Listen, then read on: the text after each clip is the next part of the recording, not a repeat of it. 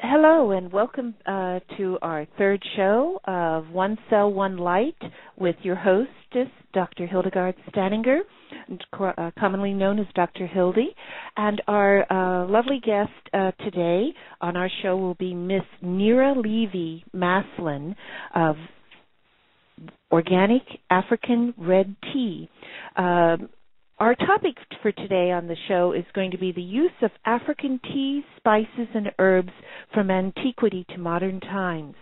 But because the buzz in Hollywood here is of the new release of Pirates of the Caribbean, where a lot of these pirates went not only to Africa for spices and everything, and also different situations, there was also a lot of activity in reference to pirates from our own side of the waters here in the Caribbean, which was the primary pirate Roberto Confrisis. Okay, in our company I created a formula called Canary Island Blend for our botany medicinal plants of antiquity, and it's very good to help for radiation sensitivity, retroviruses, and adenoviral expressions vectors, which all means that if you have the ability to express adenoviral residues,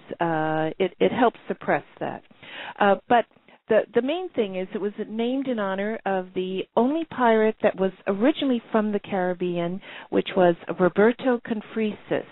And he was of noble birth from Austria, and he served on one of our American ships, and at that time, I imagine he had an affinity for sugar because he took some sugar and ate it and then received horrible consequences, basically getting a beating. And in this, then he vowed to become a pirate of the Caribbean. In any event, the brothers, there was a total of 9 on the crew, and they sailed the Caribbean Ocean on the ship El Mosquito. And El Mosquito was launched off of the coast of Puerto Rico around El San Juan, if you've ever been there, or Old San Juan. And in that area, there's a very famous Spanish castle that was built by Ponce de Leon, as the same design that was built by Ponce de Leon and his crew in Florida, in St. Augustine. Their castle was El Morro. And they were captured and hung on El Morro, and I think it's interesting that we have a beautiful movies coming out, Pirates of the Caribbean, and also we've had precursor movies like the first of The Buccaneer with Douglas Fairbanks Jr., and then the Buccaneer remake with Yul Brynner, and then, of course, the legendary Seahawk movie of our classics with Errol Flynn. I wish all the pirates and all the actors and actresses who played in these roles a wonderful time this week with the release of this movie, and also knowing the pirate lore. Also, a hairstylist here in the local Hollywood community, Antoinette Parker, is very famous in doing hairs for black entertainers and also other celebrities like Britney Spears and other individuals. And she did a lot of the work on the extras for Pirate of the Caribbean. I'm not just going to just ramble my audience. We have on the spices as we're waiting for Nira. There are 2 main books that are very good for follow-up after we make contact with her. And one of the books is The Black Cumin, which is about the black cumin seed, which is a magical Egyptian herb for allergies, asthma, and the immune disorders. It's written by Peter Scherlicker, MD, and Mohammed Salah, Saleh, and it's by Healing Arts Press. It gives a very definitive guide of the black cumin seed, and also another, which some oils, in particular squeezed oils, or excuse me, I should say not squeezed, pressed oils of different seeds, or even their essential oils. A lot of this knowledge came out of Madagascar. And there's a beautiful book called A Guide to the Healing Benefits of Essential Oils of Madagascar. And that's by George M. Halperin and Peter Veraka. Those books are very helpful. It's interesting to know that the flower of the black cumin seed, the flower is very similar to a vine that grows native in Florida and other areas of the South, and also in tropical areas, known as the passion flower. For its design. If you ever do go to Organic African Red Tea website, which is of that name.com, you will see a lot of videos. And in particular, the videos also show of how they select the teas and also how they harvest it. And it's very important if you look at that video because, audience, it shows that they don't just take the whole stock, they take it at the upper areas, and Nira will be sharing those information with us about those topics. We also plan to discuss the new extracts that she's involved with, and also new developments.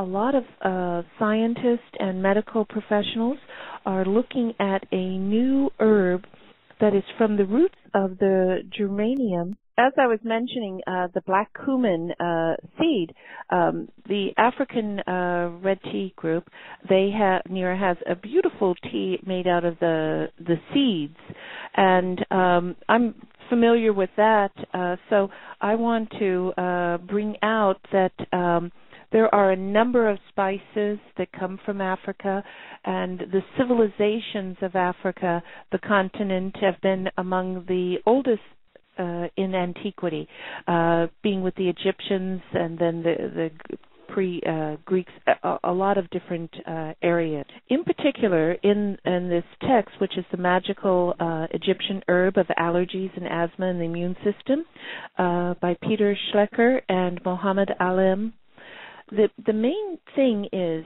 that with the cumin, they have found that it is very good in healing almost every disease except for death. That's been used through the ages. It was used to help as a positive effects for respiratory, immune, circulation, digestive, and urinary systems. In the recent investigations, they saw it used for a number of skin irritations and lesions so that it would heal the skin. Many of the teas that as you boil them and extract, they have smaller molecule components or they have larger molecule components. So these materials would then attach to the toxin or be able to penetrate into the cell membrane for analysis.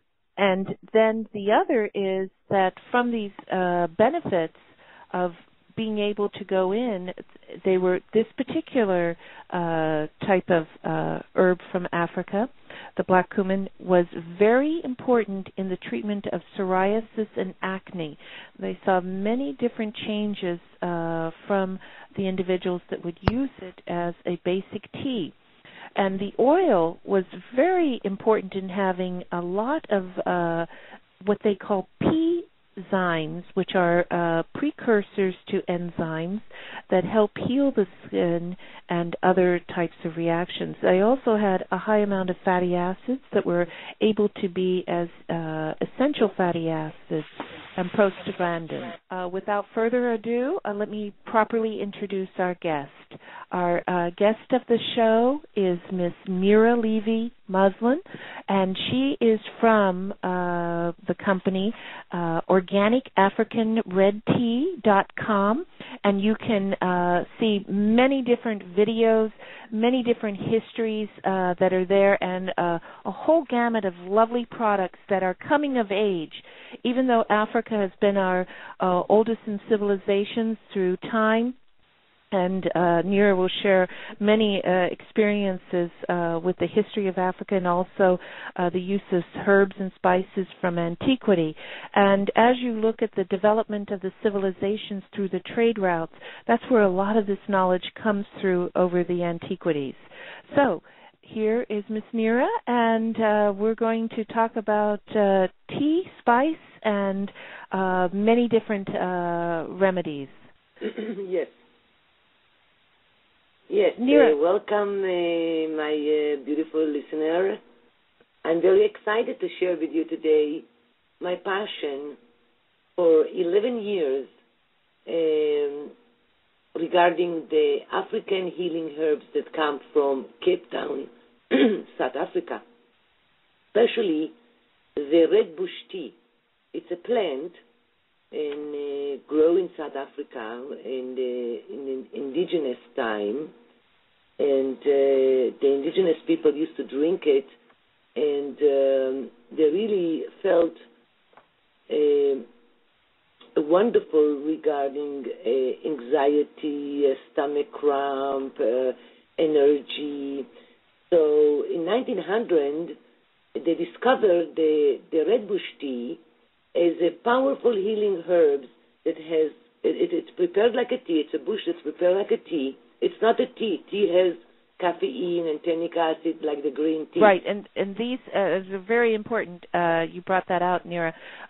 These teas do not have the tannic acid or tannin or any of those. And you can see at their site many analysis reports and scientific journals cited. Yes. I have you check the audio. Yes, the beautiful about that, it has the antioxidant, the SOD that fights free radicals, is higher 50 times more than green tea. That is 1++. Right, and go ahead. Go ahead, honey. Yeah, you can. No, go ahead. Go ahead. I was going to talk about. You can explain about the antioxidant, how powerful it is to slow down your aging and fight free radicals. Radicalism in our body are going to be prevented from dying and destroying so quickly. Right? Right. And also what I was going to say for the audience, SOD is known as superoxide dismutase. There's 6 different versions. Each version of that enzyme is dependent on the metal catalyst that's attached to it. Example, SOD1 is zinc and copper. Inside is iron, that's SOD3, SOD4, selenium, SOD5, nickel, SOD6, gallium that they're looking at. Right, so, and the beauty also about a particular miracle herb that's called rooibos tea has, of course, very, very little tannic acid, more antioxidant, and powerful in vitamin and zinc, which is excellent to use it on your skin. Therefore, they use the rooibos tea as well as to apply it on the skin to prevent from toxics and sunburn and all that stuff. But right. It is ideal to drink it and apply it on your skin, so you feel your skin is really, really flourish when you drink it internally and when you use it externally. So this miracle rooibos tea can be used to drink it as a tea and to use it as a skincare and to cook with it as well. Right, so, and as a skincare, Nira, let me interrupt you. As a skincare, I've known you brew it as a tea, let it cool down. Yes, I'm going to use actually, Han, make the powder, extract the powder from the leaves, and use the powder to make all my skincare line. So if you look at my soap, for example, usually most of the soap has maybe 70% glycerin. In my soap is 70% the red bush powder with oil and 30% glycerin. So it's a huge difference when you approach my soap and when you apply it on your skin. It's really and if anyone has tried that soap, we've sold it at our companies, the African Red Tea Soap. It is wonderful for the skin. It is like your best little luxury and your prized possession, and you make sure that the shower doesn't hit it so it doesn't melt fast. And you really take care of it because you don't need a lot. You just use a little bit, let it soak into the skin, like 2 minutes, and then rinse off. It is wonderful in healing the skin. Your skin feel it, as well as I make the shampoo from it, and as well as I make the face cream from it, and as well as I make the body lotion. Right. And it's important for our listeners to know that when you have pure ingredients that are cared for and also watched, from the production side as any company owner does, but also the quality of what the company cares about their products and puts the love into it, as I call it, it's totally amazing how individuals react to those products, and meaning in expressing what is coming out from their body and healing and the response to it. Right. I get very so much. beneficial. And the thing with natural, with anything, whether it's the Robust tea or any other products that Nira represents, but also other things that are on the market, the more that you have it naturally containing that vitamin as the antioxidant or the alpha-lipoic acid in it that allows vitamin C and E to combine together. The better so that your body react to it and absorb right, it. you get better. You feel it as food. Your body feels your products, and every patient or every client that we've ever had will tell you the same thing, that it's like food for the skin. Exactly. It's like our vermi. It's food for the skin, and it's the nourishment, because not only what you need internally, you need it externally. And our skin is the one that takes the greatest hit from any type of exposure, whether it's from washing dishes to cleaning floors or anything, or cleaning up hazardous waste sites. We use our hands all the time and get them exposed. Right. So basically what I do, hon, with all my rooibos tea, I blend them with a little 10% of each herb. So each herb, like let's say we blend it with a scaletium. Mm-hmm. Called in South Africa the happy plant, which make you happy, take care of your anxiety and your stress, and elevate your mood and decrease anxiety. Basically, what this plant can do for you. Right. And the indigenous in South Africa used to chew it to reduce the stress and relieve the hungry and elevate their mood, so they could cope with the hunger and the stress when they used to go hunting for their prey, and they used to go away for a month or two, and that's how they discovered this plant now in the United States. But for thousands of years, the South African consume it to deal with those issues.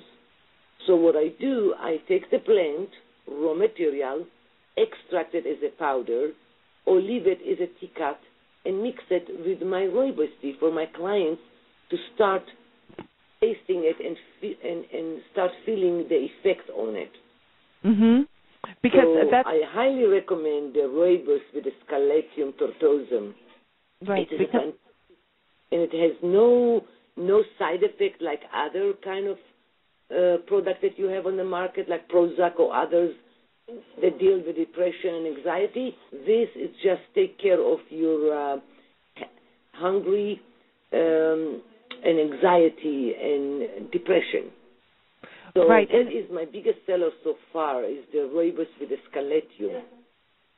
Right. Now I blend it as well with the other healing herbs, like Sadarlenia.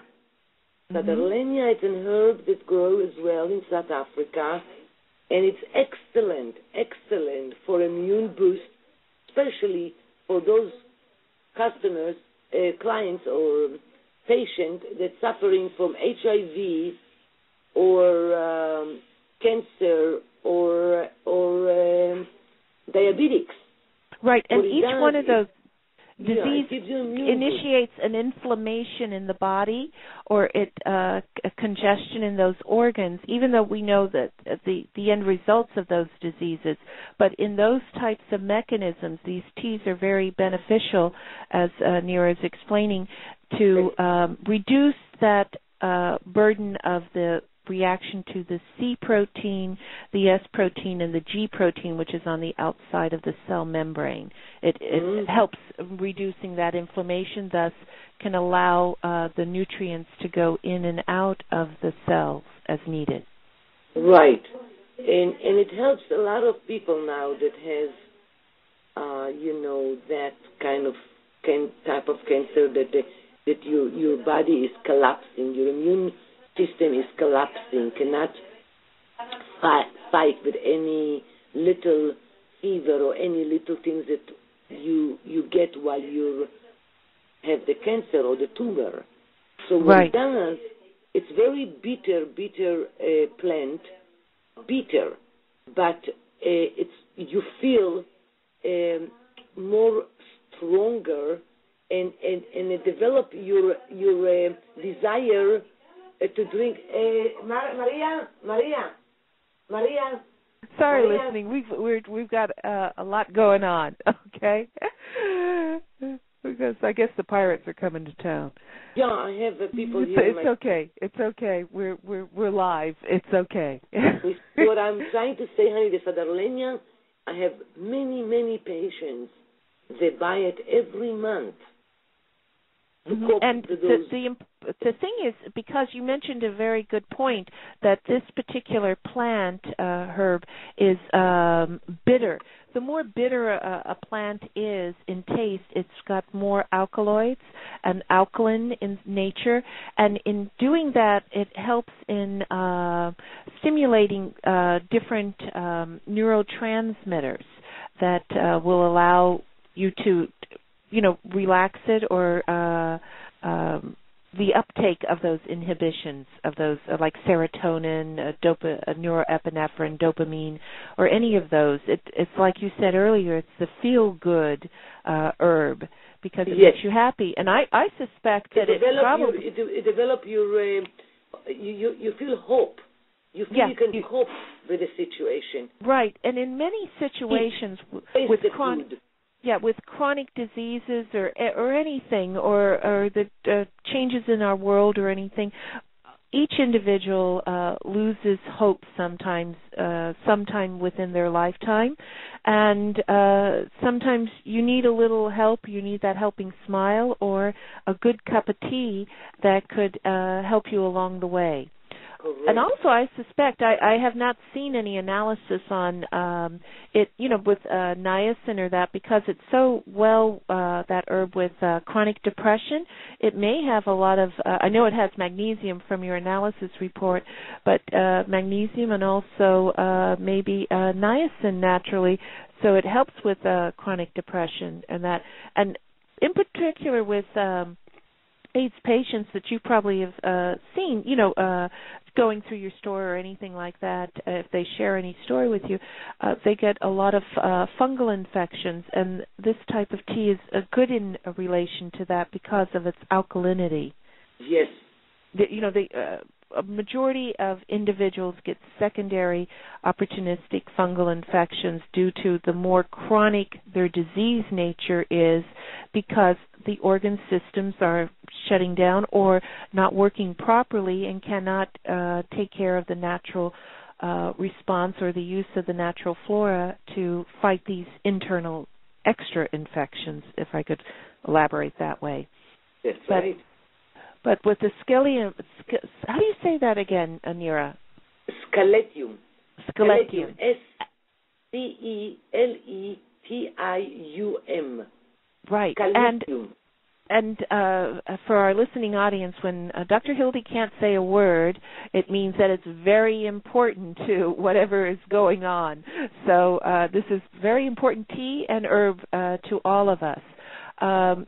You have your home, as I mentioned, you take care of your body by consuming so much liquid as tea, which is not a tea that has the caffeine and the tannic, and you feel the energy.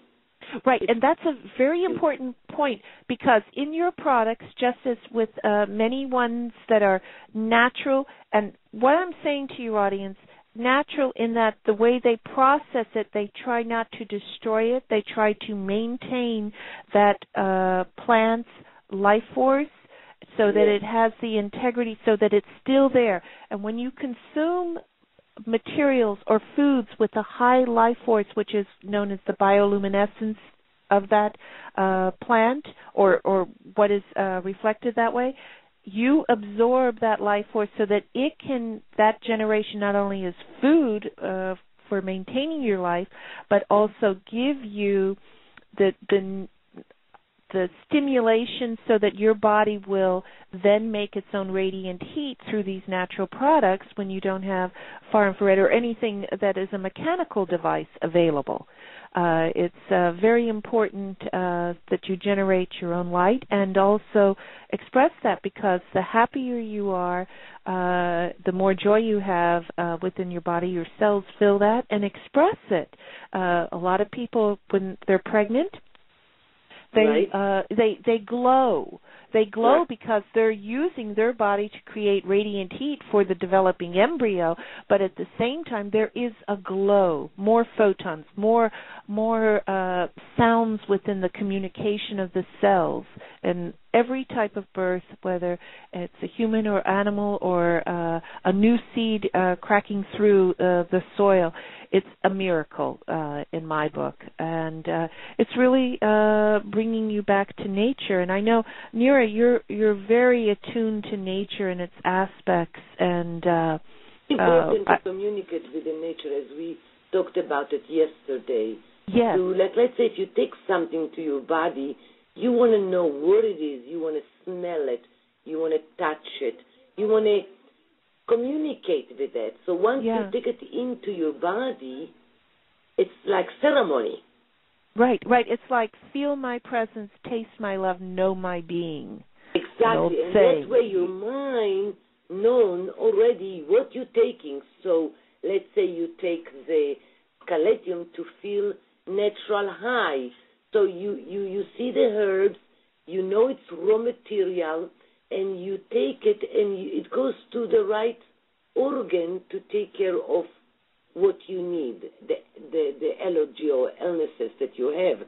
So the first thing I will always suggest to my clients, because I grew up in a farm and all my life was dealing with herbs and spices and fruit and vegetable in our village, and I can't take anything else except to my body, except I see it, I feel it, I smell it, I cut it, I grow it, or I buy it from the farmer's market, and start communicating with that. So to make it as a powder and have it as an iced tea, or to make it as brew it as a raw material, or to put it in a capsule to take it quickly. But the most important is to feel with your mind. To feel the essence, to commune with that. And it's been proven with plants or anything when they play Mozart or other music, or even when a farmer talks to his fields, or you as an individual talk to your plants. They grow better, they look better, they produce more fruit. It's just an observation, but it's been also scientifically proved due to the sound and the harmonics of recordings, recorded music. They respond to it. I was watching a program in Italy. They're making the wine, right? Mm-hmm. So they showed that the guy put speakers on his field. And every day he played the Mozart or Tchaikovsky or Wagner, classical music, to their grapes. And he showed that in the other field that they did not have any music, it shows how much sweeter the wine was, how much potent it has. You feel it on the taste of the wine that come from two different farm. One had the speaker with the music every day, and one did not have. I mean, just to show you, it was on National Geographic, how, or they showed in South Africa a guy playing saxophone to few trees, and the trees moved with the music. Like, when you have blowing air and the leaves are falling and you feel like a wind on the trees. Right. They moved like the way he orchestrates the music. I mean, I saw it with my eyes. Of course, I believe in that, but people, when they see it, they couldn't believe it. Mm-hmm. And these are... That is so important to communicate. We ignore the nature. We destroy the nature. We cut all the trees, all the real beautiful things that we had in the nature, and we came and really destroyed it because we wanted too much to create, from wood to other plants. And now we are suffering and seeing the effect on our weather, our hurricane, our earthquakes. Tsunamis, anything, earthquakes, any of it. Any of it has effect, but people don't really know, and that's how important it is to let them understand how important it is to communicate with the nature. It will change your life. Right, and they say, I've done this myself when I've traveled to different countries or anything on business, that, if you're, like, I'm going to say your energy field within your body is out of sync of wherever you've traveled for, they always say take your shoes off and just put your feet on top of the grass. Right. So that you get grounded, but at the same time you can feel it go in and out of you, that energy transfer. Or they say, even when you had a bad day, very angry or anything, hug a tree, because you can feel that energy leave and the energy exchange within your body. It's a wonderful, wonderful experience. Why once you switch your mind and try to give attention. In the beginning, it seems like, what are you talking about, right? But once you try it, like we are talking right now, so I can tune in and hear the birds. He's alive right next to me, you see. But most of the time, we don't connect with the nature. We are so consumed with our own needs and our own pressure to get things done the way it should be. We forget what is going around our little area where we are. And if you give this attention, it will be an impact on your thinking, on your communication. It will have a good impact on you. And it's not going to come tomorrow. You're going to develop it, and you're going to give really attention, and you feel your soul tuning. You feel it. When you take a flower and you smell it, you say, oh, my God, it smells so good. Because you give it attention. You grabbed it. You got close to it. You smell it. You felt it. You communicate with that. You inhale it. Right. And a lot of people now are just busy doing their iPod or texting somebody and too much. Not seeing the life around them. That's the whole thing. We became digital, Dr. Hildy, digital. That's too much. True. And unfortunately, we are disconnected from our surroundings. And slowly, people realizing how important it is and how beautiful it is to plant a few things at your home, or when you have in your office, you bring a garden to your office. Right. Because it gives you an amazing feeling that you care, like you care on your dog. Right. I'm amazed. I have little flower, what do you call it, flower boxes. That's it, flower boxes on the front from the landlord of our building. And I planted seeds all up on the second floor where our office is. And we have now 4.5-foot sunflower seeds, sunflower plants, nasturtiums, and tomatoes galore. So my garden is growing very well, and we'll share with our listeners some pictures of that garden, too, when we archive this radio show. But it's true. If you take care of it and you put that little love into it, or the caring, and talk to them, they grow. Exactly. Very, and that's very what I well. use when I brew my tea. And instead of throwing away the left of the tea, I put it in my soil next to my plant. Yeah, so I learned that from you. I do that too. I learned that. Yeah, so it's very wonderful experience that I highly recommend to each one to go to the basic. I grew up like that all my life.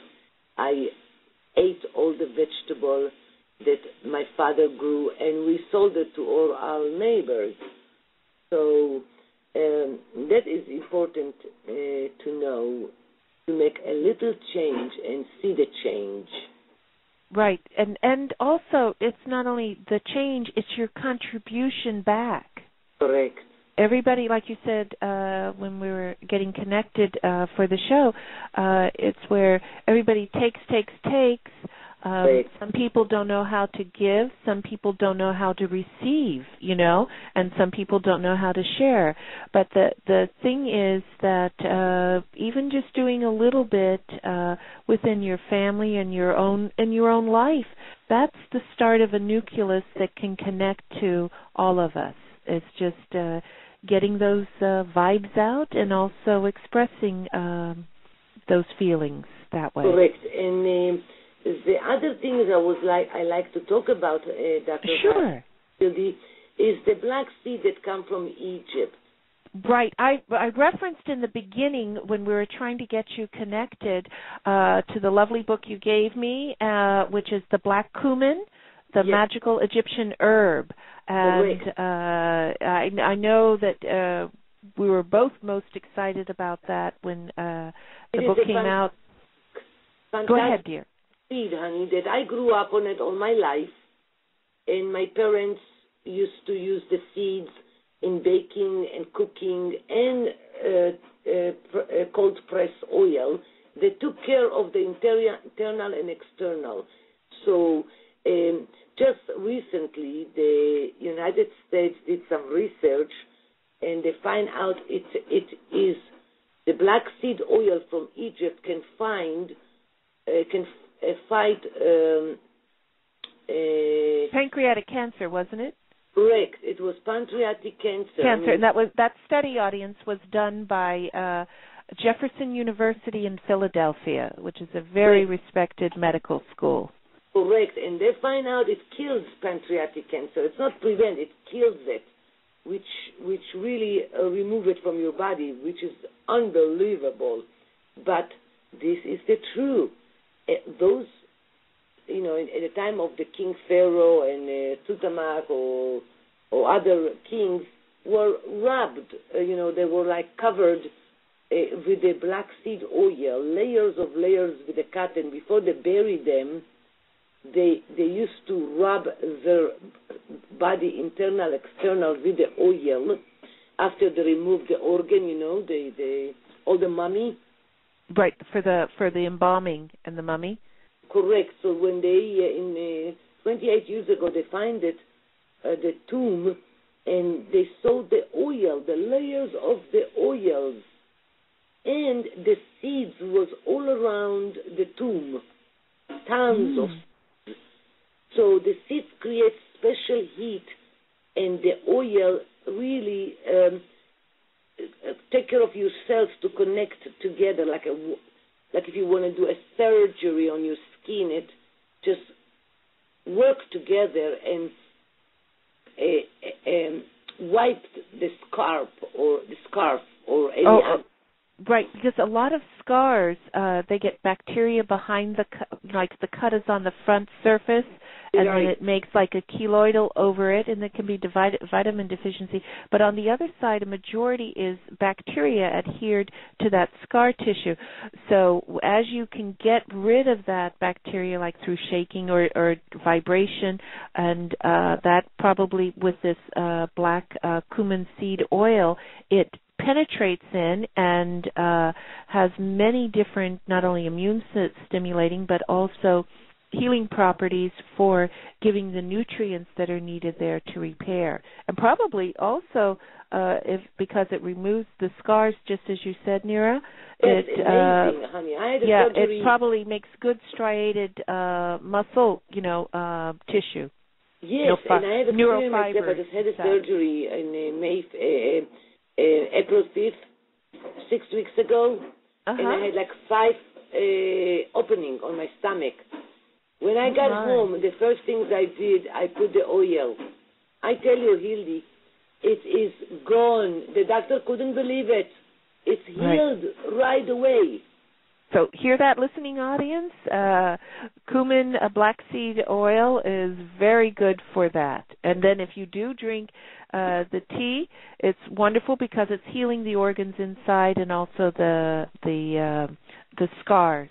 Exactly. And also, because of the tea bags, many people used to do it like in the 50s and the 60s, take a tea bag and then put it over their eyes to reduce the swelling. And a lot of people don't realize that when you get bags under your eyes, they think it's from overwork, overtired. Yes, that can be, but primarily it's from kidney function, where you're generating or trying to break down too many toxins in the kidney, and it comes up swelling in those areas under the eyes.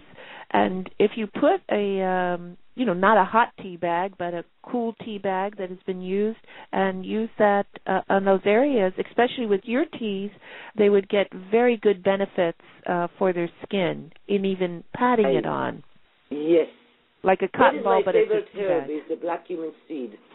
All my life I've been using it, and I'm so happy finally after 10 years that I'm keeping educating people about it. It just come out to the market, all the research and how powerful it is. And all you need is the rooibos tea with the black seed, and you feel great.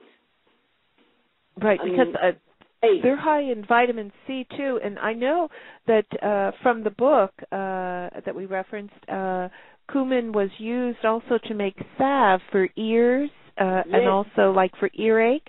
And in this case, as a salve, it not necessarily went down the canal, the ear canal. It was used in the back of the ear, especially where your glands are, so that, bacteria and other materials can be absorbed there and cause many different types of ear infections or I should say ear canal difficulties.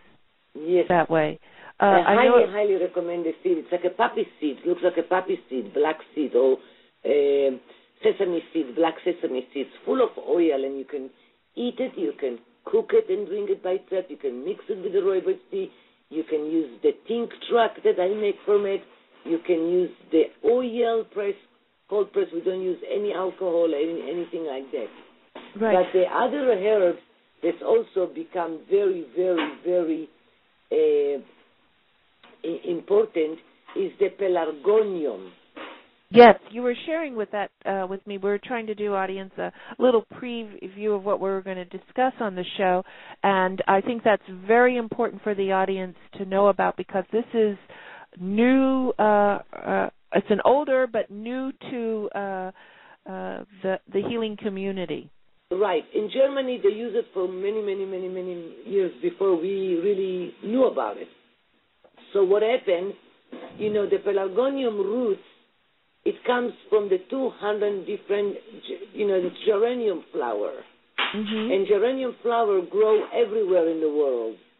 The one that they did the research on and find out, the root's called 7340. That's the one they did the research, and it grows in South Africa, the pelargonium. They call it pelargonium, but it's a geranium flower. But this particular one that grow in South Africa are good for cough, sore throat, respiratory infection, fever, stimulate immunity. It is great, and I make it a tincture from it, of course without alcohol, and I sell it to my client as a roots. They can do their own tincture, and I sell it to them as a powder to mix it with a drink. So it's always start from the raw material. Right, and that particular herb, root was used even as long as in 19th century in England for cure because of its respiratory qualities and gastrointestinal for tuberculosis, which went havoc over in that area. Right, as it did with many other areas of the United States at the turn of the century. Right, they used to call it, the Latin name of it is, in Africa, it's called Umkulobu. Umkulobu, that's the name of that in Afrikaans. Zulu people used to, in South Africa, grow it and deal with the cough and the respiratory and irritation on the gastrointestinal. Right. Yeah. So that is a fantastic remedy for those illnesses, infection, respiratory, throat, and all that illnesses that people has, especially cold. Everybody gets cold. You know, they get cold, the flu. So this is fantastic to use. Right, and they get mumps, chickenpox, and other viruses over, as childhood diseases or anything. And so many of us, if we remember having those diseases or even a sore throat or anything, or even strep throat, it was where you took the medicine, but you didn't know what to do, gargle with salt water, etc. So now with these different roots and herbs, it helps heal it and make it benefit, so you don't have those infectious materials still stuck in the lymphatic system or the glands. It's like what they used to do with these pills that they give you, a lot of penicillin. Antibiotic will quiet you for 2-3 weeks, but it doesn't kill that. And it kills good bacteria as well, the antibiotics. So people more and more moving now out of those drugs alternative and going to the healing herbs that really took a century, thousands of years ago. They healed thousands of people. Right. And they were, and people, in the last 100 years, where the pharmaceutical industry came about by making, example, where you have chrysanthemum, you use it, as a pesticide because it makes pyrethrum. But pyrethroids, and that were part of the natural pesticides versus the synthetic version. Exactly. So if you use not inert ingredients, but organic compounds that can be synthesized, meaning man-made, then it is easier for them to produce because they don't have to worry about growing the product, etc. this way. But in those products, you lose your life force. You lose that bioluminescence, and that's where both Nira and I and many holistic healthcare providers or anyone in the herbal or having knowledge of any of this aspect at either minimum or great amounts of knowledge, they know that it has a life force in these herbs. And even with, I believe you pronounce it buku. That's what I want to talk to you about. This is my biggest seller because all the doctors now going after the buku, because for many, many problems like urinary tract, kidney stone, to prostata, it just takes care of the inflammation like no other product, and it's very tasty. It's like a mint, and people feel so many different relief when they take it because it has a lot of good nutrient to deal with different illnesses, like as I mentioned, urinary tract infection, kidney stone, rheumatism, other prostate.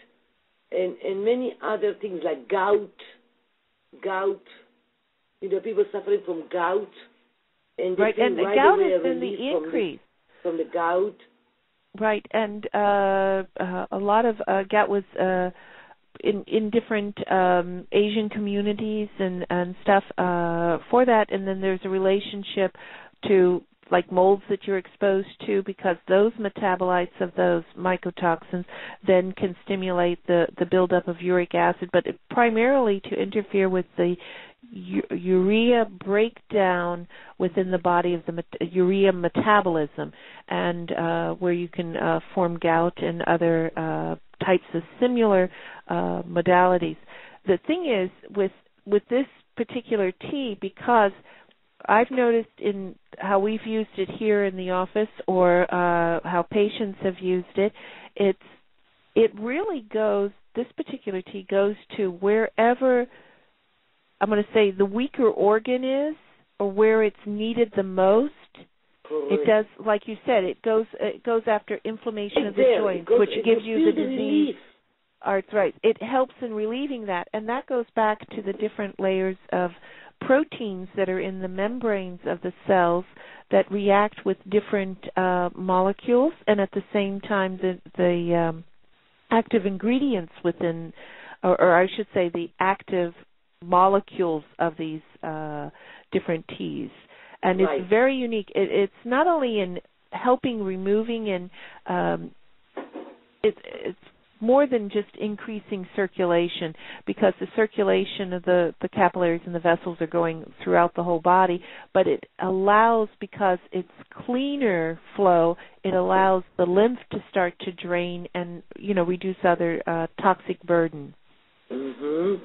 And a prime example, not only with this tea, but many of the body visualizes, not visualizes, but breaks down whatever you ingest, and it goes to the stomach, breaks it down into smaller molecules, goes through the liver for another processing as our main waste treatment facility, goes into the small intestine. The small intestine, if it's overstimulated, the stomach is swollen and can't turn off the digestive enzymes. It keeps turning and keeps pressing and making a knot on the pancreas, thus more pancreatic enzymes. And if they can't be turned off, you get diseases like cancer and stuff like that, because other residues are there or other toxins. And then where I'm going with this is that due to the molecule size, the molecular size of whatever that waste is, it will go to the small intestine and through the intestinal tract as large solid waste, versus the smaller molecule will go through the kidneys and filter. And it's very important. There's many different filters called nephrons that filter out per particle size, but sometimes these particles get stuck into the kidneys. Example: lead, mercury unique in that it goes right into the nerves, versus coating it. Also, plastics, vapors, different molecules will accumulate. And in doing this, we have our liver, which will stimulate the production of cholesterol and triglycerides, trying to encapsulate these materials. A lot of people will say, even the healthcare, well, your cholesterol is up, this is up, your triglycerides, but no one's looking at the systemic epigenetic effect of showing that, hey, I worked 12 hours as a hairdresser today, and I was putting 2 permanents or 3 permanents in and exposed to these vapors. Thus, the body is naturally sending out the precursors to making fat to bind it up, okay? Now, in this, it has been found scientifically that the most toxic fat in the body is in the belly fat. Mm-hmm. But look at the logic. If you just look at the body in your mind, you see, well, we've got the intestinal tract there, 22 feet, and all the waste. If you have leaky gut or anything along this nature, that chemical will go through not only your natural body waste, but and the chemicals involved, but whatever the toxin is, and burn holes through the intestinal tract, and then the body will send fat trying to encapsulate, compartmentize, encapsulate.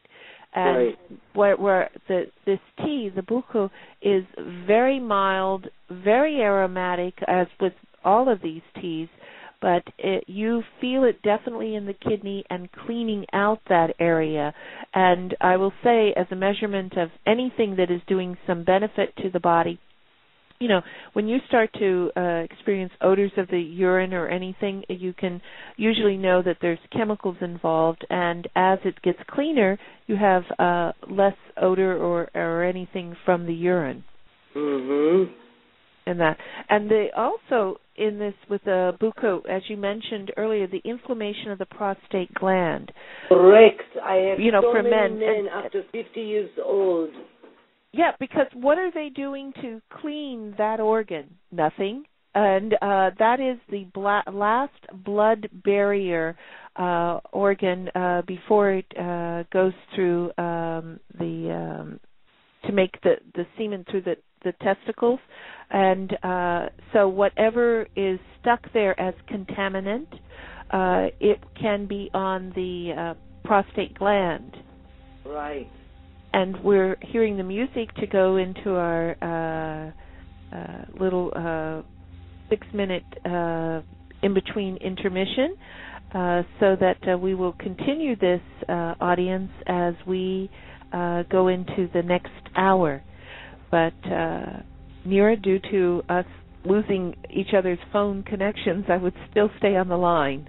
Right. That way. But anyway, with the prostate gland, that is the last blood barrier, and I did split samples with the Navy years ago, and it was written in Burton Goldberg's book on Alternative Medicine Guide to Cancer, where we found DDT, dieldrin, and other pesticides in those areas. As soon as we got rid of the pesticides, which caused the inflammation, etc., then there was no prostate cancer, because we were looking at that diagnosis at that time.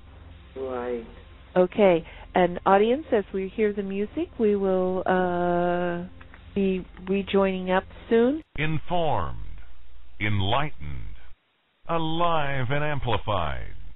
This is the Living Light Network. Thank you, Nira, for hanging on in there. And we were talking, audience, in reference to buku tea and how it's used in cleansing the kidneys and reducing inflammation in other areas. And studies that Nira shared with us on the first half of our program brought out its effectiveness in reducing prostate inflammation. Absolutely. I have clients, they thank me so much. And the funny thing, the doctors send them to us to try it instead of to do chemotherapy. Right, and that's good because in many cases you can try it for a number of months or days, and then you see the improvement, then you can make another informed decision on how you're going to manage your health, for surgery, whatever may be needed or recommended. And it's good that there's so many physicians now looking at alternative medicine and other modalities that have been here all of these years through time, except for the last 100 years when they became out of popularity. But now they're coming back full force. And also, I will say, the generations that are between, God bless, between 20 and 30 who listen to this show, they appreciate the information and at the same time are growing and using different products so that they can make their body healthier, etc. And so it's very nice that way. It's a whole new generation, and I like that. Right, honey. And also I like to add to the rest of my herb line that it's called Warburgia, the Candida killer. We all have Candida in our body. Some have correct. It more, it's naturally there. Yeah. Yeah, we consume it from food, sugar, or whatever. But we all do have it. So some of the people have too much, and that's what's caused the fungal and the yeast infection and all that stuff. So the Warburgia, it's a bark of a tree that they use it to kill Candida in your body. So is that more done as under your thing? Is it as a tea, or is it done as a pill, or it's a how powder do you take it? That we make a tablet from it, and we sell it as a raw material, as a powder. It smells like green grass. Oh. Beautiful color as a powder, because it comes from a leaf. The bark of the Warburgia, when you grind it, it's green, and it's so good for you to kill candida. And that's important because many people, as you said, get that infection, and it's from not having more beneficial bacteria in your intestinal colon, and then there's an overgrowth of this, and it goes all the way to your esophagus, everywhere. I've seen many patients with it in their throat and everything, and thrush or any of this stuff. So it's very important to note these remedies that are natural so that they can be beneficial to your body. I honestly, I'm trying to look at it at your site. Is it? Could you say the name again? Does it start with a B or an R? W. Oh, W. Yeah, like Warburgia, like Warburgia. Well, I'm glad I asked because I would have never got a W out of that. Right.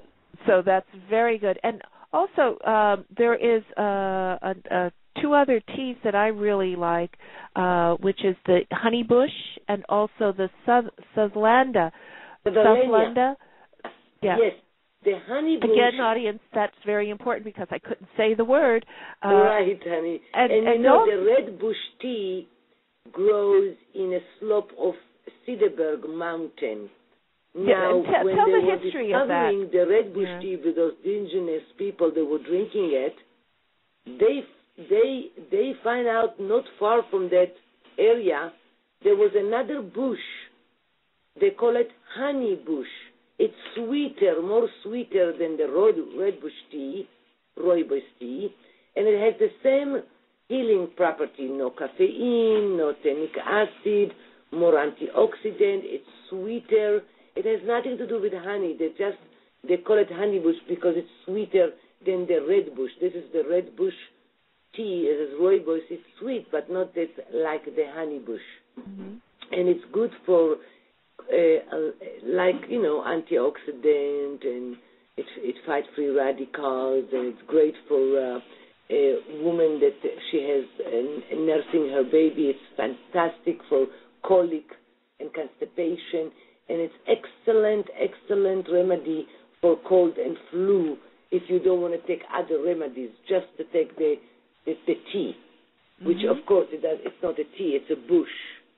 Right, and when we were trying to get you online due to the logistics problems with the blog radio network, the phone systems, I was trying to do it, but I never do it as well as you do, and explaining the importance of how not only just the rooibos tea, but meaning the picking of it and the harvesting of it with all of your tea products. It goes through a very special process, and I'd like to share that with the audience, if you don't mind, for the simple reason that some may not have connection to the Internet to hear this, but they hear it on the archives through their MP3s, etc. Right. The most important is the soil. Then the plant, when it's ready to harvest. When it's ready to harvest, we only take the third part of the bush, which keep all the oil, the nutrient. The 2/3 of the bush is dead. 90% of the company in South Africa, they cut the whole bush and they grow it again. And we don't do this process because it's bitter. And it's not smooth like mine, and we don't sell like they do. They sell by the tons and supply to Europe, Asia, and all over the world. But to me, it's not the quantity, it's the quality. So when you drink my rooibos tea, immediately you feel it's smooth, it relaxes you, and you want more. Your body telling you more. So the reason for it is the way we harvest it, sterilize it, and bring it here fresh. And that is the whole difference between the others, the way they harvest it, the way they cut the whole bush, which have a lot of bitterness from all. It's very thin kind of hair leaves, very thin, so hardly you can keep the nutrient on it. You know, it's a very right. It's not the leaves, big leaves that you have a lot of things in the leaves. This is very thin, like almost like hair. So it's so important to harvest it and preserve it.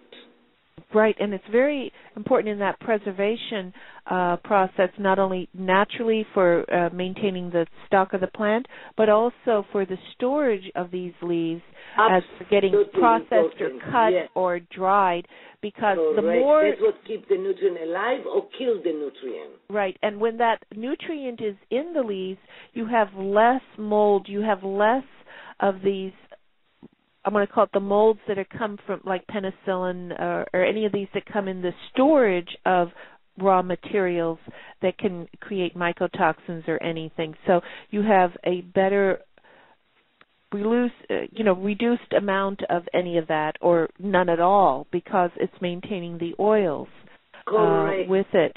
And it's also alive. You feel it. It's working. Correct. And if any of your body reacts to it, you feel it, and that's the beauty. So we can talk, but when people really try it, they don't want to take more. They want to drink it and share it with others. Right, and that's why I personally only primarily have here at our IHS store the centers the variety pack that you make, for the simple reason that they can taste each one of the different varieties of the teas that you have, get the benefits of those teas, and then we can fine-tune for whatever is needed to support them better. And I know that you have a beautiful chai which brings out the spices from India and Africa, and at the same time it has the star anisette, which I've always loved, the star anisette for healing properties and its symbolism. Also the cinnamon. Cinnamon and star anise are very good for you. Right, because they're natural anti-infectious materials. They cleanse and they stimulate the organ systems to release toxins, so it's very good. And especially when we get accumulation around the bile duct or any of these other organs that we discussed with it. And I'm telling our listening audience, and I think you will agree with me, Nira, the cleaner your body is, the higher the resonance within it of making your own fire of red, and then you, as you stated earlier on the show, you can commune with nature, you can feel it, or even like with my book, Portals to Destiny, you read it, the blessings come. It comes. It comes. And it can come from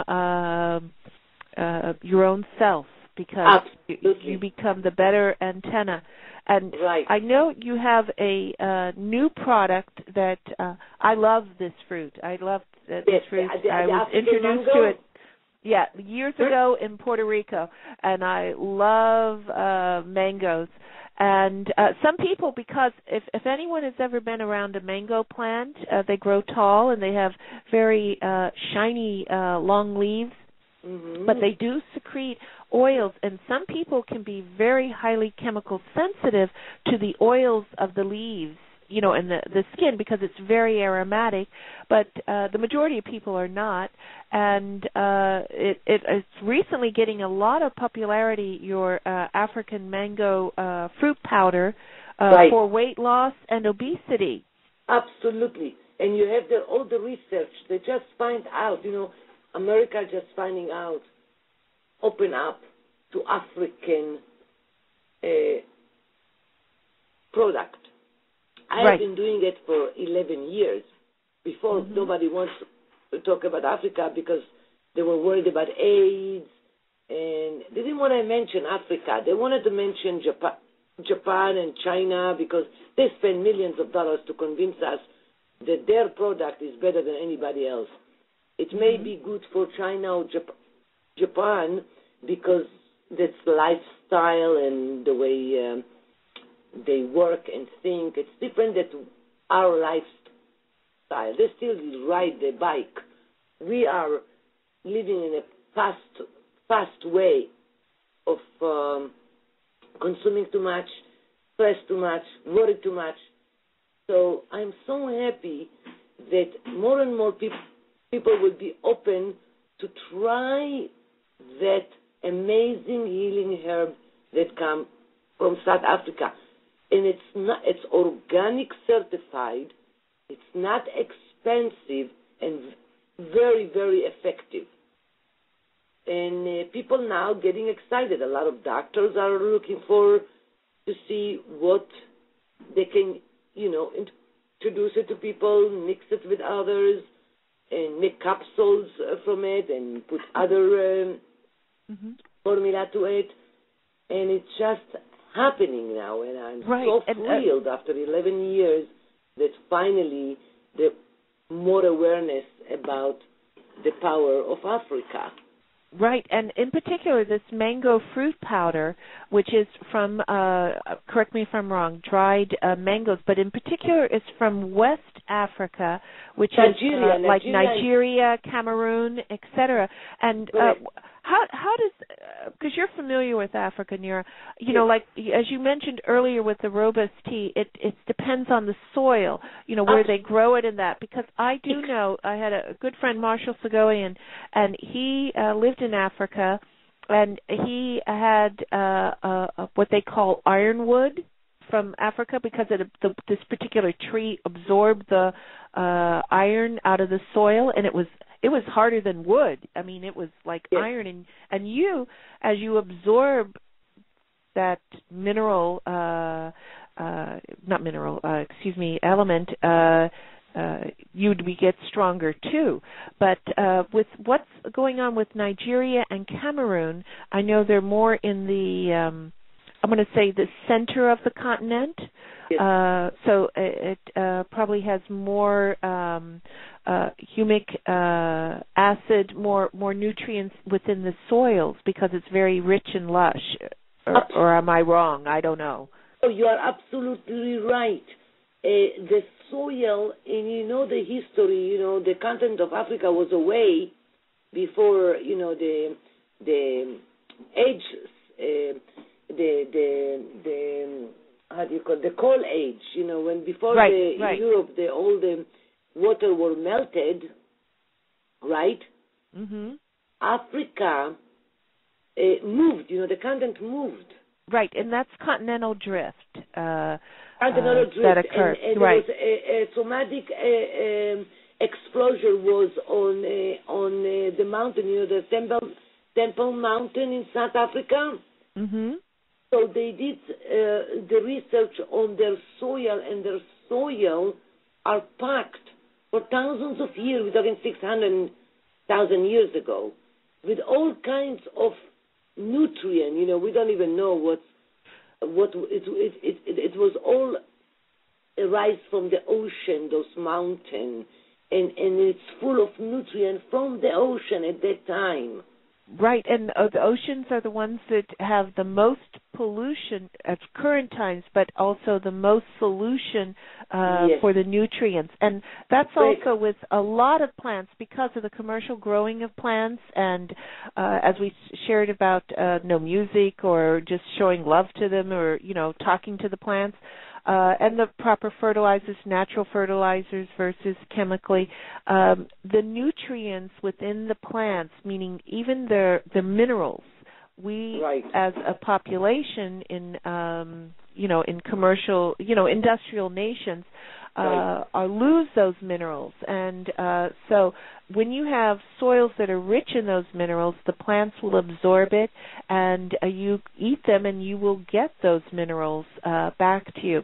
And many people don't realize this. They're through the trade of, I'm going to say, the different tribes, communities, or explorers or anything. But I'm talking early development, primarily China coming over to the Olmecs going up, like Indians took the seeds from black seeds from Egypt.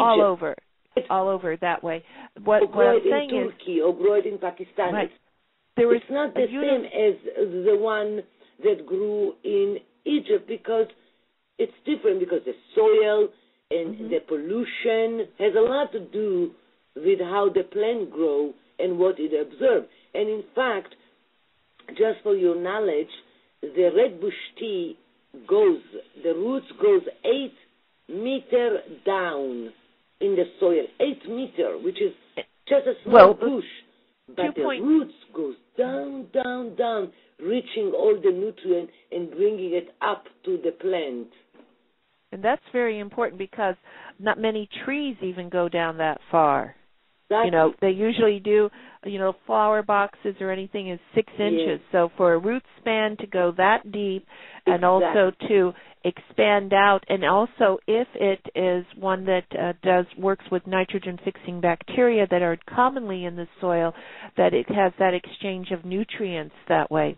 Also, I want to bring out back to the mango fruit. Yes. There's many different varieties of mangoes. I personally do not know the species of the African mango plant, but what is important for our audience is that it's being used in weight loss control. It's very economically, like Nira has a product that sells for like $9 there. So it's very economical. But exactly, that's what I'm saying. And I give all my audience, if they want, they have a coupon. If they go on my website, organicafricanredtea.com, they will get a coupon for 20% off when they check out, they insert the word love red tea, all capitals. Oh, that's good. So you can get a discount. But what I want to bring out is one of the studies that they have found with this West African mango is that they have found that it reduces the amount of fat production because there is a enzyme called leptin, or a compound, leptin, and what happens is when you have more leptin in the fat molecule, the fat becomes harder, rigid. These are these areas around our love handles and that where they're not soft and pliable, they're hard. But when you're starting to get rid of it, you make adipin. ADIPONECTIN, and what happens is it makes it soft, and that's how this West African mango fruit basically works. It allows it to make it soft, more pliable, so that then the body can metabolize it. It also has a high amount of fiber, which is very important for your intestinal colon in doing that type of support. Right. And the other one is that I love the most, and I use it every day. It's baobab fruit, which comes from a tree like a sequoia tree. You know, sequoia tree has been 200 years old. Yes, yes. Tree is 400 years old. Wow. And they give you the fruit like a squash, kind of a squash. And then inside you have the a fruit bubble that you crush them and you make your powder extract from it, and you mix it in your smoothie, on your water, on your tea, and it gives you 3 times more vitamin C than orange and twice calcium as you get in milk. It shows all the analysis and the ingredient on my website, and it's fantastic to drink it as a smoothie when you make your smoothie instead of putting milk or putting other things except fruit. Right. And also, with people that are allergic to milk, this might be another alternative for them to supplement in their diet, or, as you said, making non-milk smoothies or anything like that. And I use sometimes almond milk, which has nothing to do with the milk, but some people like it more liquidy or thick, and it is so delicious. This is smoothie that you feel like you had everything you want in this cup.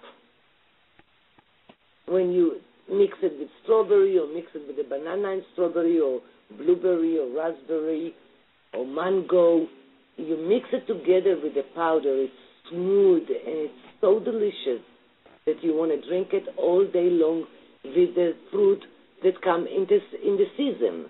Yeah, it probably is a natural enhancer without having the reactions like excitotoxins or anything like that. It brings out the flavor because, and many times, the flavors taste better because of whatever is added, because it has a certain minerals or that allows the taste buds to accept, the flavor and everything more viable. Right. That's exactly right. And it is my favorite on smoothie, the baobab fruit. And it's sweet and sour. And it smells so fresh and good that really you feel like you're getting all your nutrients in your cup of smoothie. Yeah, and from your experience, Nira, being in business 11 years and seeing the growth not only of your company but the awareness of, as you shared with us and the listeners, the African herbs and also their fruits and coming of age of Africa, as I always say, in the beginning is in the end. Have you seen or experienced, because I know you do a lot of your company does a lot of catering and everything and makes very beautiful presentations and everything for different recipes of different foods? Correct. I basically cook with the rooibos tea all my dishes, from soaking it overnight, like beans or I sprout things, like I do the garbanzo beans, the hummus, and beads. I soak them overnight with the rooibos, so it soaked all the antioxidants, and then the next day I cook it, and it's so delicious. It's full of antioxidants, and you eat less than what you really want to eat. Like, let's say, if you make your rice, I don't eat any rice except quinoa, red quinoa, and it's like the rice. It has a lot of grain, and I cook it like always with the rooibos tea as a stock. So let's say you make your rice, instead of put 1 cup of rice and you put 2 cups of water, I will put 2 cups of already made tea and cook my rice. So that's good because you have leftover tea, or if you didn't want to make iced tea, you can always use this. This is I didn't realize you cook with it too, which is I have 200 recipes. But basically, like anything that you do with water, you just substitute it with the tea. Right. And why I didn't even know you had a cookbook out there, which is very important for. I do have a 200 pages. 100 pages book with 200 recipes from South Africa. Which is very good because I stress with my patients and also people that I talk to, it's very, very important. Everyone thinks that, I could be German Lithuanian, or I could be from South Africa, or I could be this. But when you start to look at the genetics and you do the proper test and you see what you were in the beginning of your ancestors' line, meaning 5,000 years ago, 6,000, whatever it may be, you see the diversity of the different alleles that you have, which are the different nations that you still have a dominant nature for. And when you can match those nations, say you were Scythian, but you found out that they ate hummus, whatever those foods were at that time, you experience those foods, and this time it brings out the best of those ancient genes. And it's very, very important that way, because you'd never know if you were the royal archers and the primary guards of the Egyptian pharaohs and queens. You never know. You never know. And I will say, anyone that has had that test with our company and the consult with it, they all share that they know who they are in humanity now, because it's all of those beings before you that made you. And it's very neat. But I stress with these individuals, how about having an Italian day or a Greek day or a week preparing meals of different countries and different natures, different continents like Africa or Middle Eastern or anything, so that you can experience that flavor, put that music on, enjoy that meal. It's time to share. It's time to sit down as a family and share the day and the events. Correct. and it's very good. And I'm going to personally get one of those cookbooks because I like to cook and find out what it is. I mean, and audience, there is Nira. I've been to her presentations and everything. She's even got an event coming up tomorrow at the Hilton. But the thing is, it's with anything, it's the presentation, how you make it look pretty, and at the same time being exotic. I'll give you an example, like a salad recipe. Diced kale with a little cabbage in it, like red cabbage, carrot. You could put a raspberry vinaigrette, fresh raspberries, and sliced mushrooms, fresh on it. It gives you a different salad than just plain lettuce, romaine, and tomato, You need to have sometimes the spice of life and put those spices inside of you so that you can have a higher light, as we call it. Exactly. So also with I'm very interested in what you said about the perigarnium, meaning the roots from the geranium. Our audience, I know that they've had some time in their life a geranium plant, and if you've ever picked it or broke the flower off, it has a very aromatic aroma, and the more aromatic a compound is, the more other chemicals that could be in it that could be beneficial. So I think from the beginning of what we're experiencing now, meaning this week in reference to geraniums and this particular root, and also the mango, I think it's going to be very beneficial in the years to come. As the science comes in and the results come in, just as you've seen the development in these 11 years with the cumin seed. You knew from ancient times of Egyptian mummies and pharaohs that it was good. They used it and they healed themselves. Right, but now with the new equipment and everything for analysis, we're going to find a lot of interesting things and how they can be beneficial to mankind. And I think it's going to be a very good quickening in that level. Absolutely. Because there is an absolute movement of going into natural products and I'm going to say prescription grade natural products, etc. And it's always a battle with economic development and the gross national product, as I say. Right. That way. But I do know that your products, and I'm very glad that we can discuss this and share this with the listening audience, they're very pure, very high in life force, and any of the products that you try or experience, from the teas to the lotions to the soaps or anything, you feel the difference, you know the difference, you commune with it, and it is beneficial to the body because you see the results. You don't see the results in weeks, you see it in days or the following day of how beneficial it was to your body. Correct. Have you found that to be true, Nira? Absolutely, yes.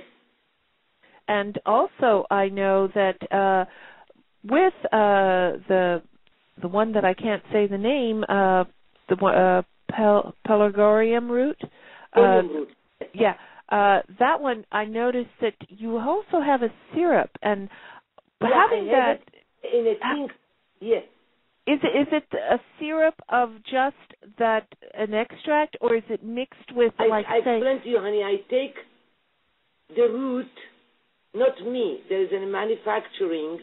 Right, your manufacturing facilities, yes. Right, they make it for me using zero alcohol, no alcohol, just purified water and organic kosher glycerin vegetable. That's all. Oh, okay. In that think track. So then this syrup could you use it more therapeutically, or do you use it as a sweetener? No. We some people take it. It comes in a dropper, right? So you squeeze it in your mouth, the whole full dropper, and it will take care of all the inflammation and all that stuff that you have. like kidney stone or bladders or inflammation on your prostate. It just immediately you feel the relief immediately, and I have a lot of testimonials.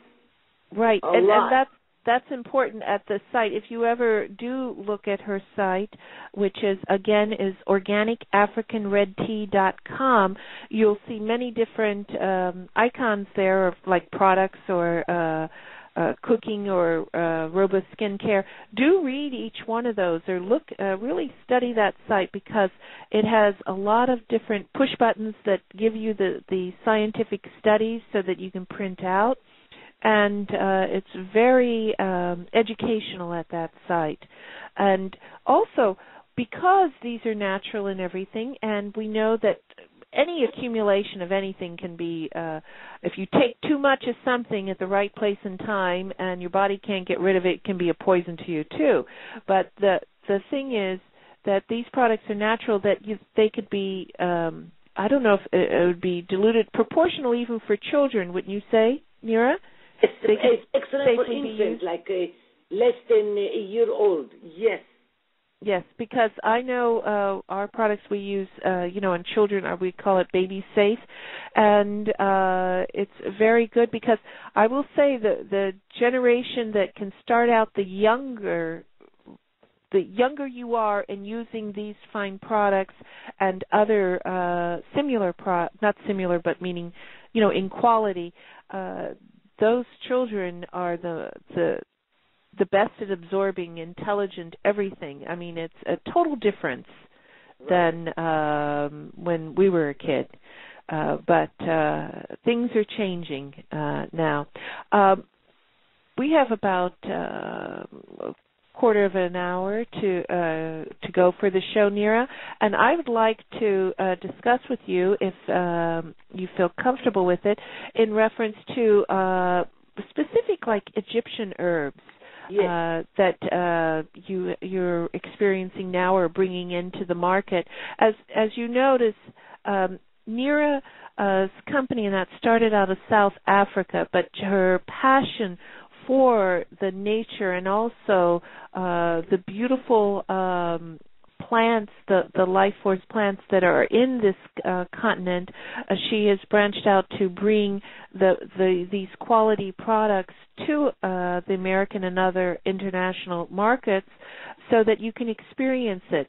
So she is very conscious in not only starting at South Africa, moving up to West Africa, Nigeria, and Cameroon, and now specializing in bringing back the ancient Egyptian herbs that were used for that civilization, 3,500 or so years ago. Correct. So could you share with us a little bit about that? Outside of, we know the cumin, yes. But is there any others? I am only focusing on the cumin because the cumin served the kings. And here, thousands of years, the body, and that is all I focus on. There is all other spices and herbs that grow in Egypt, but I only wanted to get the black seed because I raised on it. Right, and I appreciate that because it is a wonderful, wonderful product, and I advise our listening audience to please either order from Nira's site or purchase that book on black cumin because it is loaded with information, and you will learn a lot about its use. And I imagine in her cookbook it has even recipes on how to bake little pastries or something with the cumin, which is very good. I know. Quinoa with the cumin. I fry eggplant with the cumin. I use the cumin in a lot of things. A lot of things I use the cumin. Cumin is But do you use like the cumin oil or just the seeds? No. The cumin seeds, like let's say if I take eggplant and I want to fry eggplant, I don't put breadcrumbs. I put almonds, meals, mix it with sesame seeds, and mix it with the black seed and dry it in the sun, and then after just wrap it with those formula and saute it. It is so delicious. Oh, it sounds delicious, and it's a new way to make eggplant. For lunch, Dr. Hildy. Okay, we're going to have that in the future, and I'll get to tell our audience in the following show how delicious it was. Exactly. The thing is, with any of these materials, I would like to bring out to the audience that we've discussed, the teas and its different uses in drinking it, putting it on the skin. But there is nothing stopping the audience or anyone from taking a couple tea bags and putting it into the bath water when the water's hot. Yes. Or even doing it filling it out, let it make the tea, and then throw out the tea bag after you get done with the bath. But the thing is, because it can absorb into the skin as you soak in the bath water. And this is meaning you clean and clean your body in a regular bath or shower, and then I would call this as a healing bath, more of a soak, and relax in it. Yes. And that because you could even do that with babies, and that in helping them with their skin, or like in some of your teas, like with the cumin and that for the psoriasis.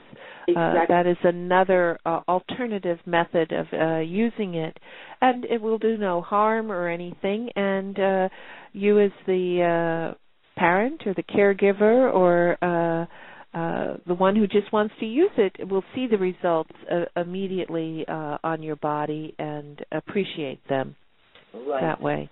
Now, also, with the African, I know with that buka tea, buku, and correct me if I'm wrong, does the green leaves of the buku smell like mint?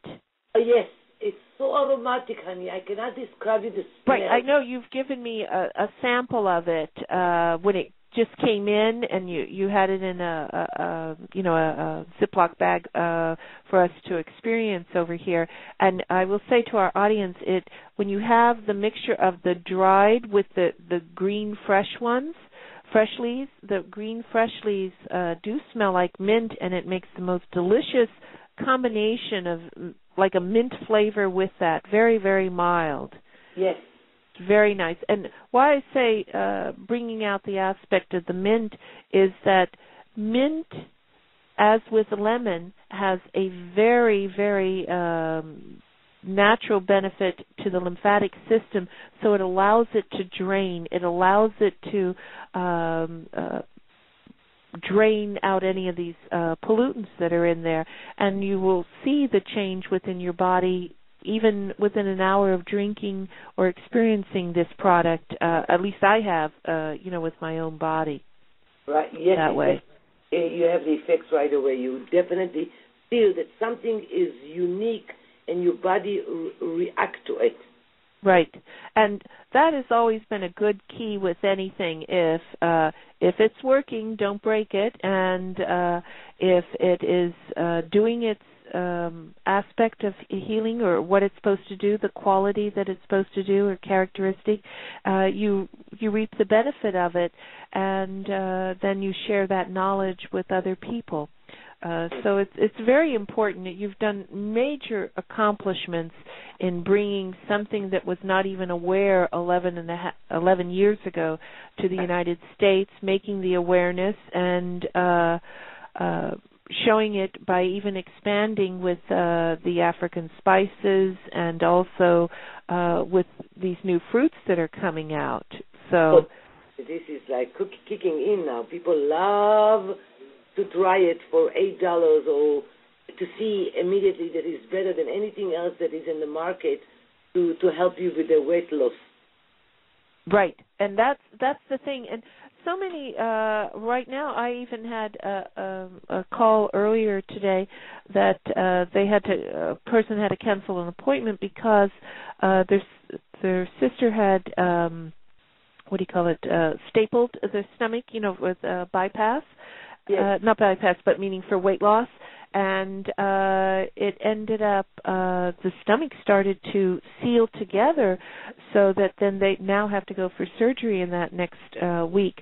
So what I'm saying to you, many people go down that route, and many times it's needed because of the health, because of the weight and everything. But if we look at what is going on in the environment and the pollution, or the use of modified food starch, which had waterborne polyurethane in it, meaning none of us we've seen the effects of eating styrofoam cups in the environment, let alone having it as a powder in our body. These things accumulate in the body, and if you're not cleaning out the body, taking care of yourself, it's not a purpose of someone, we're all adults, you take care of yourself. Someone doesn't have to hold your hand. You take a responsibility of your body, and you then start cleaning it up, and then you absorb these, and you'll see you get younger in appearance. You feel younger because your organs are, hey, you might be 78 years old, but you got the organs of a 30-year-old. Correct. And it's time to take care of this, because we are bombarded every day, and every pollution that you could have in your body, and if you get EMF or you get bombarded any of that way, it just goes deeper into the tissues and reacts that way. And the deeper it goes in to those tissues, the harder, or to the bone, it's the harder to get it out, and the longer time it takes to get out. But it can be done, and we will all experience that. I hear the music coming on, and I want to thank you very much, Nira, for being with us and having the experience and sharing it with me of our logistic situation with this particular show. But I feel there's so much information in here that you've shared with us that it would be beneficial to our audience, and I appreciate that. And I'd like to invite you back again when we have better logistics, and also we'll cover a lot more on the science side of the herbs and spices and teas from Africa. I love it, honey. I want to thank you so much for having me on. I look forward to talk more about it in the future, and invite your customers for a discount of coupon to try it. Right, and did you hear? Remember, Love African Red Tea. Love Red Tea. Tea. Red, R-E-D, T-T-E-A. Right, and so you push that button on the side, and if you don't have a computer, you just share that and have a friend do that for you, so that you can get the discount that Nira and her company was so generous to offering all of our listening audience, and thank you. And I'd like to wish, because we're coming up to the time, a special happy birthday to Marco tomorrow. He will be experiencing his birthday. You're doing a great job. You need to celebrate your birthday with your new success. You're going to educate more people on the radio talk show. You bring important doctors to educate, and we're all going to heal together.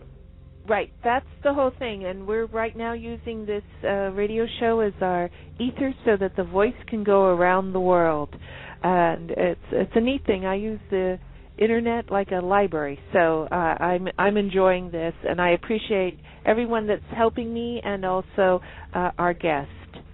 And go to the movies, right, Nira? Because I know you love the movies, and I do. And we're her office is in Culver City. Mine is in Los Angeles, which is right up a couple streets up from Hollywood. And they are our stars that are here now, just as we are our own individual star. Right. And we appreciate it. Okay? Thank you so much, Dr. Hildy. I'll talk with you soon, and happy birthday, Michael. Marco. Okay. Marco. Happy birthday. Okay. Thank you very much. You too. And to the audience, I wish you a happy week and beyond. And our next show will be next week, which our guest will be Rick DeBove, who will be talking with me in reference to my book, The Portals, in particular his artwork called Portals. and sharing new things. And he and I have come up with we hope that our listening audience will enjoy that particular show, especially the second hour of it. And then on June, we're going to have Christina Woltowski with Certified Baltic Amber, the medicinal healings of amber from Antiquity. And our second half will be with William Robertson, commonly known as Bill, with Grandma's Lye Soap, the history of soap making in America, and then the from old family recipes. And then we're going to have Dwayne Jones on the 15th for fitness and back support, and many other good shows. And especially on June 8th, we're going to have Fire Infrared and Super Light and beyond. Okay? Enjoy the movies, enjoy Pirates of the Caribbean, and God bless you all. Informed, enlightened, alive and amplified. This is the Living Light Network. Hello, and welcome to our third show of One Cell, One Light with your hostess, Dr. Hildegarde Staninger, commonly known as Dr. Hildy. And our lovely guest today on our show will be Miss Nira Levy Maslin of Organic African Red Tea. Our topic for today on the show is going to be the use of African teas, spices, and herbs from antiquity to modern times. But because the buzz in Hollywood here is of the new release of Pirates of the Caribbean, where a lot of these pirates went not only to Africa for spices and everything, and also different situations, there was also a lot of activity in reference to pirates from our own side of the waters here in the Caribbean, which was the primary pirate Roberto Confrisis. Okay, in our company I created a formula called Canary Island Blend for our botany medicinal plants of antiquity, and it's very good to help for radiation sensitivity, retroviruses, and adenoviral expressions vectors, which all means that if you have the ability to express adenoviral residues, it helps suppress that. But the main thing is it was named in honor of the only pirate that was originally from the Caribbean, which was Roberto Confrisis. And he was of noble birth from Austria, and he served on one of our American ships, and at that time I imagine he had an affinity for sugar because he took some sugar and ate it and then received horrible consequences, basically getting a beating. And in this, then he vowed to become a pirate of the Caribbean. In any event, the brothers, there was a total of 9 on the crew, and they sailed the Caribbean Ocean on the ship El Mosquito. And El Mosquito was launched off of the coast of Puerto Rico around El San Juan, if you've ever been there, or Old San Juan. And in that area, there's a very famous Spanish castle that was built by Ponce de Leon, as the same design that was built by Ponce de Leon and his crew in Florida, in St. Augustine. Their castle was El Morro. And they were captured and hung on El Morro, and I think it's interesting that we have a beautiful movies coming out, Pirates of the Caribbean, and also we've had precursor movies like the first of The Buccaneer with Douglas Fairbanks Jr., and then the Buccaneer remake with Yul Brynner, and then, of course, the legendary Seahawk movie of our classics with Errol Flynn. I wish all the pirates and all the actors and actresses who played in these roles a wonderful time this week with the release of this movie, and also knowing the pirate lore. Also, a hairstylist here in the local Hollywood community.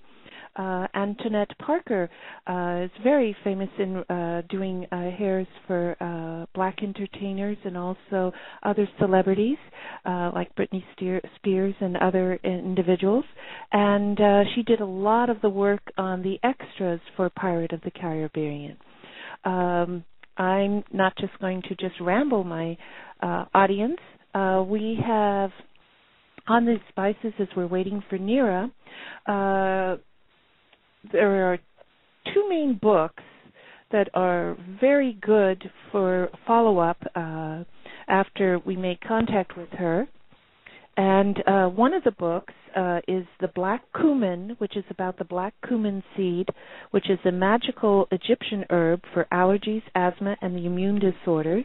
It's written by Peter Scherlicker, MD, and Mohammed Salah, Saleh, and it's by Healing Arts Press. It gives a very definitive guide of the black cumin seed, and also another, which some oils, in particular squeezed oils, or excuse me, I should say not squeezed, pressed oils of different seeds, or even their essential oils. A lot of this knowledge came out of Madagascar. And there's a beautiful book called A Guide to the Healing Benefits of Essential Oils of Madagascar. And that's by George M. Halperin and Peter Veraka. Those books are very helpful.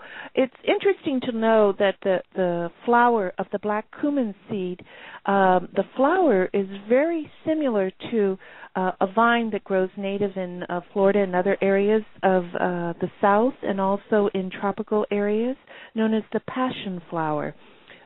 For its design. If you ever do go to Organic African Red Tea website, which is ofthatname.com, you will see a lot of videos.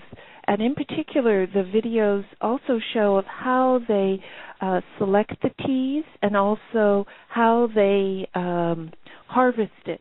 And it's very important if you look at that video because, audience, it shows that they don't just take the whole stock, they take it at the upper areas, and Nira will be sharing those information with us about those topics. We also plan to discuss the new extracts that she's involved with and also new developments. A lot of scientists and medical professionals are looking at a new herb that is from the roots of the geranium. As I was mentioning, the black cumin seed, the African Red Tea Group, Nira has a beautiful tea made out of the seeds, and I'm familiar with that, so I want to bring out that there are a number of spices that come from Africa, and the civilizations of Africa, the continent, have been among the oldest in Antiquity, being with the Egyptians and then the pre-Greeks, a lot of different areas. In particular, in this text, which is the magical Egyptian herb of allergies and asthma and the immune system, by Peter Schlecker and Mohammed Alim, the main thing is that with the cumin, they have found that it is very good in healing almost every disease except for death. That's been used through the ages. It was used to help as a positive effects for respiratory, immune, circulation, digestive, and urinary systems. In the recent investigations, they saw it used for a number of skin irritations and lesions so that it would heal the skin. Many of the teas that as you boil them and extract, they have smaller molecule components or they have larger molecule components. So these materials would then attach to the toxin or be able to penetrate into the cell membrane for analysis. And then the other is that from these benefits of being able to go in, this particular type of herb from Africa the black cumin, was very important in the treatment of psoriasis and acne. They saw many different changes from the individuals that would use it as a basic tea. And the oil was very important in having a lot of what they call P-zymes, which are precursors to enzymes that help heal the skin and other types of reactions. They also had a high amount of fatty acids that were able to be as essential fatty acids and prostaglandins. Without further ado, let me properly introduce our guest. Our guest of the show is Miss Nira Levy Maslin, and she is from the company OrganicAfricanRedTea.com, and you can see many different videos, many different histories that are there, and a whole gamut of lovely products that are coming of age. Even though Africa has been our oldest in civilizations through time, and Nira will share many experiences with the history of Africa and also the use of herbs and spices from Antiquity. And as you look at the development of the civilizations through the trade routes, that's where a lot of this knowledge comes through over the Antiquities. So here is Miss Nira, and we're going to talk about tea, spice, and many different remedies. Yes. Yes, welcome, my beautiful listener. I'm very excited to share with you today my passion for 11 years regarding the African healing herbs that come from Cape Town, South Africa, especially the red bush tea. It's a plant and grow in South Africa in indigenous time, and the indigenous people used to drink it, and they really felt wonderful regarding anxiety, stomach cramp, energy. So in 1900, they discovered the red bush tea as a powerful healing herb that has, it's prepared like a tea. It's a bush that's prepared like a tea. It's not a tea. Tea has caffeine and tannic acid like the green tea. Right, and these are very important. You brought that out, Nira. These teas do not have the tannic acid or tannin or any of those. And you can see at their site many analysis reports and scientific journals cited. Yes. I have you check the audio. Yes, the beautiful about that, it has the antioxidant, the SOD, that fights free radicals, is higher 50 times more than green tea. That is 1++. Right, and go ahead. Go ahead, honey. Yeah, you can. No, go ahead. Go ahead. I was going to talk about. You can explain about the antioxidant, how powerful it is to slow down your aging and fight free radicals. Radicalism in our body are going to be prevented from dying and destroying so quickly. Right? Right. And also what I was going to say for the audience, SOD is known as superoxide dismutase. There's 6 different versions. Each version of that enzyme is dependent on the metal catalyst that's attached to it. Example, SOD1 is zinc and copper. Inside is iron, that's SOD3, SOD4, selenium, SOD5, nickel, SOD6, gallium that they're looking at. Right, so, and the beauty also about a particular miracle herb that's called rooibos tea has, of course, very, very little tannic acid, more antioxidant, and powerful in vitamin and zinc, which is excellent to use it on your skin. Therefore, they use the rooibos tea as well as to apply it on the skin to prevent from toxics and sunburn and all that stuff. But It is ideal to drink it and apply it on your skin, so you feel your skin is really, really flourish when you drink it internally and when you use it externally. So this miracle rooibos tea can be used to drink it as a tea and to use it as a skincare and to cook with it as well. Right, so, and as a skincare, Nira, let me interrupt you. As a skincare, I've known you brew it as a tea, let it cool down. Yes, I'm going to use actually, Han, make the powder, extract the powder from the leaves, and use the powder to make all my skincare line. So if you look at my soap, for example, usually most of the soap has maybe 70% glycerin. In my soap is 70% the red bush powder with oil and 30% glycerin. So it's a huge difference when you approach my soap and when you apply it on your skin. It's really and if anyone has tried that soap, we've sold it at our companies, the African Red Tea Soap. It is wonderful for the skin. It is like your best little luxury and your prized possession, and you make sure that the shower doesn't hit it so it doesn't melt fast, and you really take care of it because you don't need a lot. You just use a little bit, let it soak into the skin, like 2 minutes, and then rinse off. It is wonderful in healing the skin. Your skin feel it, as well as I make the shampoo from it, and as well as I make the face cream from it, and as well as I make the body lotion.